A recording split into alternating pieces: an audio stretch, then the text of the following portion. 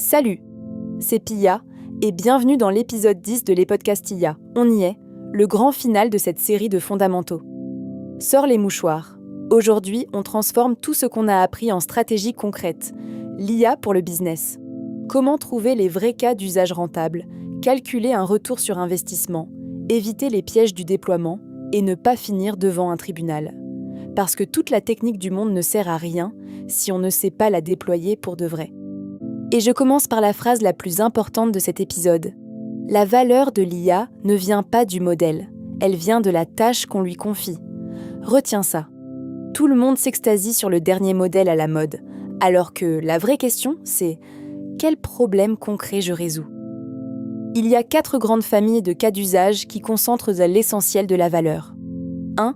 L'automatisation des tâches cognitives répétitives. Saisie, classification de documents, premier jet d'email ou de rapport. Le gain, du temps mesurable. 2. L'aide à la décision.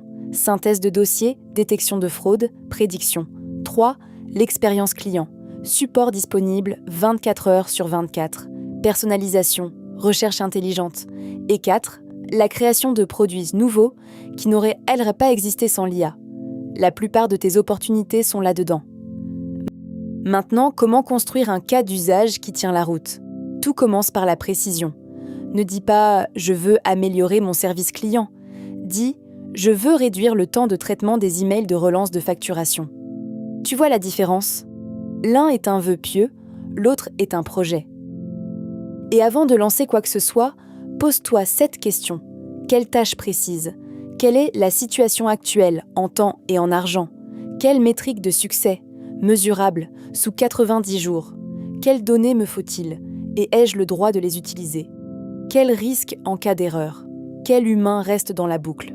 Et enfin, le coût total est-il vraiment inférieur au gain attendu ? Si tu ne sais pas répondre à ces 7 questions, tu n'es pas prêt à lancer. Pour prioriser tes idées, utilise une grille toute simple. Impact d'un côté, faisabilité de l'autre. Fort impact et facile à faire. Ce sont tes quick wins. Tu les lances en premier. Fort impact, mais difficile. Investissement stratégique, tu prépares le terrain. Faible impact, mais facile. Un pilote pour apprendre.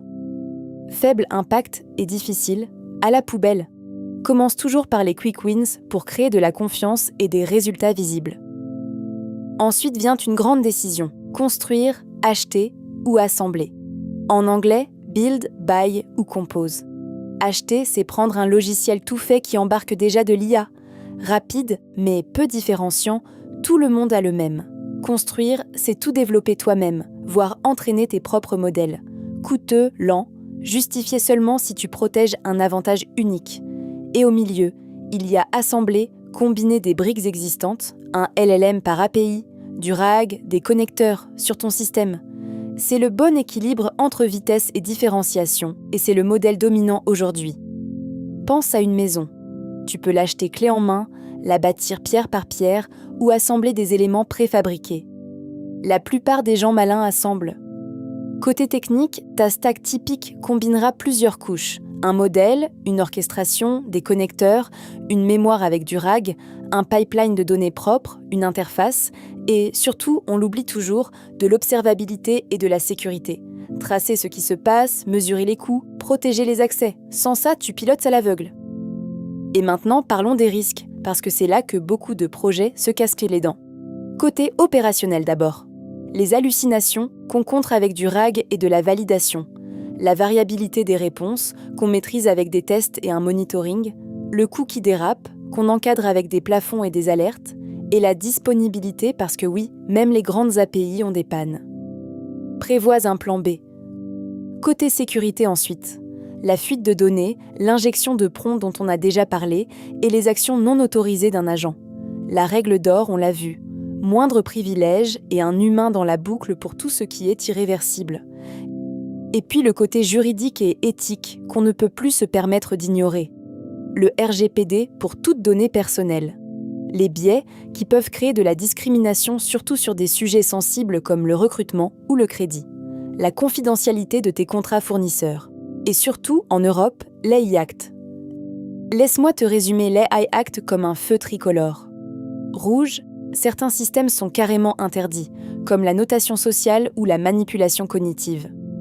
Orange, les systèmes haut risque dans les RH, le crédit, la justice doivent être hyper encadrés, documentés, supervisés. Jaune, les chatbots doivent au minimum prévenir qu'on parle à une IA.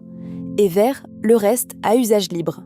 Sache juste où ton projet se situe sur ce feu, et tu éviteras de très gros ennuis. Pour passer à l'action concrètement, voici une feuille de route en 90 jours. Les 15 premiers jours, le cadrage.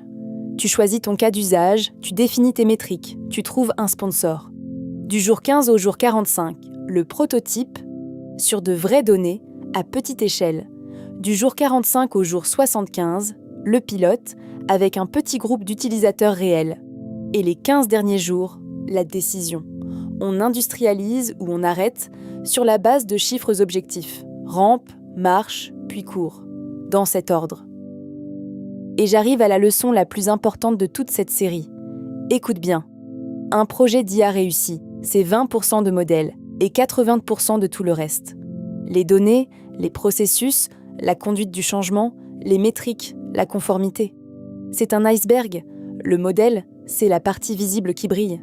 Mais ce qui fait couler ou flotter ton projet, c'est tout ce qu'il y a sous l'eau. Les entreprises qui réussissent avec l'IA ne sont pas celles qui ont les meilleurs modèles, ce sont celles qui ont la meilleure discipline d'exécution. Voilà, si tu ne retiens que 3 choses de ce dernier épisode. 1. La valeur vient de la tâche, pas du modèle. Sois précis sur le problème que tu résous. 2. Commence petit, mesure tout et privilégie l'assemblage de briques existantes. 3.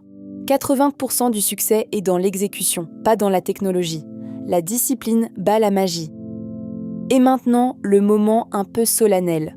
On vient de boucler ensemble 10 épisodes. On est parti de « c'est quoi au juste l'intelligence artificielle ?»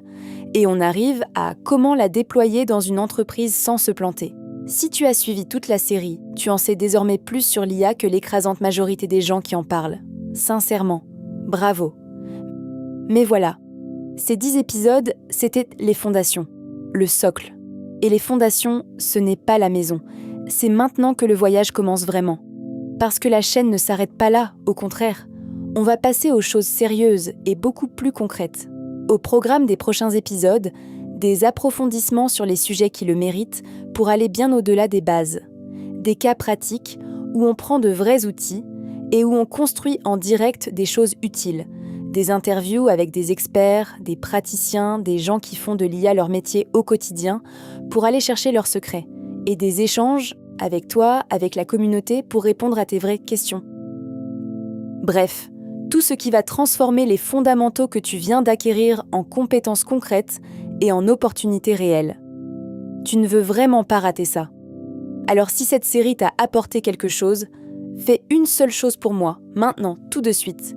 Abonne-toi et surtout, active la cloche. Comme ça, tu seras prévenu dès que la suite arrive. Laisse aussi un commentaire pour me dire quel sujet tu veux qu'on creuse en premier ou quel invité tu rêverais d'entendre. Je lis tout. Promis.